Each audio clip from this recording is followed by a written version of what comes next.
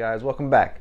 First of all, I'd like to say happy 4th of July to everyone. Hopefully you had a good weekend celebrating our great country's independence. I know I did.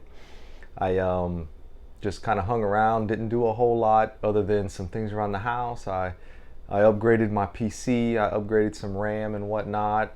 Yesterday I ran some Ethernet to my closet with all of my gear. So now all of my my PlayStation, my computer, my receiver, Apple TV, and my Blu-ray player are all going to be hardwired in. So I'm pretty excited about that.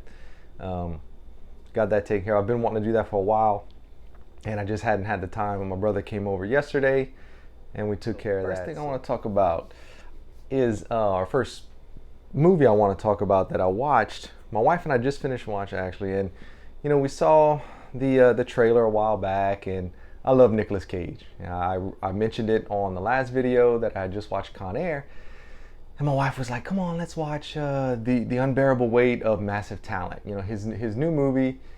He's playing himself, right? And Pedro Pascal is like a super fan, and I can't speak too much of the plot because it'll give it away. But what I will say is I enjoyed it. It's not, the funniest movie I've ever seen, but I think that it's one of those movies, the more you watch it, the funnier it will be. And I say that because there's like a plot twist. So, the movie is going one direction and you think, okay, well, this is all right. And then something different is happening, and it makes the movie better. It makes it a little funnier. Not all the jokes land. What's her name? Tiffany Haddish was miscast. She plays a CIA agent, and it just doesn't really work for me. But the rest of the acting in the movie was really good. I mean, Nicolas Cage and Pedro Pascal killed it. They really did. I mean, there were some laugh out loud moments, even when I was unsure about the movie. The beginning is slow. Probably like the first 30 minutes, my wife and I were kind of like, I don't know. And then things started happening, and it started making more sense.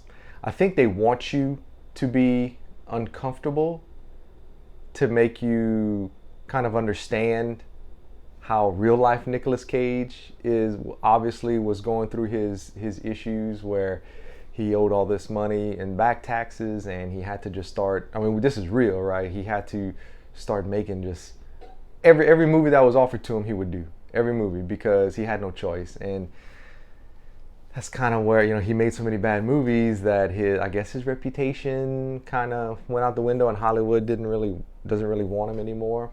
And between that movie Pig, which I haven't seen yet, I want to watch, it's on Hulu, and this, I think Nicolas Cage is showing everybody that, hey, I can still act. Yeah, I'm not terrible. So let's see, what else? What are the notes that I write down? Oh yeah, it looks really good. It's shot. I mean, it takes place in Spain, so I don't know if it was filmed in Spain, but wherever they were, it was gorgeous, and it looked great in 4K. It had a Dolby Atmos track, but not really much was going on, so the sound was fine. I think that's really all I want to say because I don't want to give too much away, but I think if you are a fan of Nicolas Cage and a fan of Pedro Pascal and want to watch them work, then I think you'd enjoy it. I don't think the average person is going to think it's great or even good because it's almost like a niche type movie, but I really think the more I watch it, the more I'll like it. So I give it like a 6.5, and 6 is not very good to me, but 7 is when you start to get to pretty good movies, and I think it's not quite there yet. It may move up, if I watch it more, but I think it's on par with the 6.5. So I suggest if you're just kind of eventually it'll be on HBO Max or something. Just watch it then. If you really like Nicolas Cage and Pedro Pascal and you want to spend $6 to rent it, I think it's worth it. It was on sale for $9, so or $9.99, so we bought it. It was just us two. My daughter's out at camp, so it was a little couple watch a movie, stay and watch a movie thing. So it was worth it to us, and I think we'll watch it again. So yeah, it gets a passing grade for me, and I think that you should check it out if you like Nick Cage. It definitely, you realize he's still good. I mean, he's a good actor. All right, so moving on. Next, I want to talk about Stranger Things Season 4. Now, I don't say things like this lightly because it's a bold statement, but this season of Stranger Things is one of the best seasons of any series I've ever watched. Now, I don't watch as many series as some people may, but I'm telling you, this is great. Season 4 of Dexter was one of my favorite seasons of a series I had ever watched. And I can say this is just on par with that as far as much as I liked it. But this really surpasses that because of just the grand scale of this season. I mean, it looked like watching a Ridley Scott movie. I mean, every episode was over an hour. They're like an hour and 15 minutes was like the shortest one or something like that. But so there's 9 episodes total. Like I said, they're over an hour. A couple of them are like an hour and 30, and the last one's 2 hours and 20 minutes long. So, I mean, this is a grand, epic season. The writing was so much better than some of the other seasons. I remember, just like everybody else, season 1 loving it. Season 2 I thought was good. I appreciated what they did.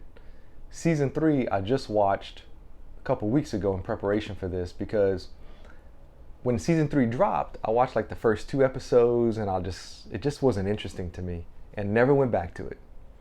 My wife watched season 4 and she's like, you really need to watch. Well, she watched part 1 up to episode 7. She's like, you really need to watch it. It's good. So I forced myself to finish season 3, and I'm serious, I forced myself. I don't know, it's something about it. Not only is it my least favorite, I just didn't think it was very good. So, but I pushed through it because I really want to watch season 4.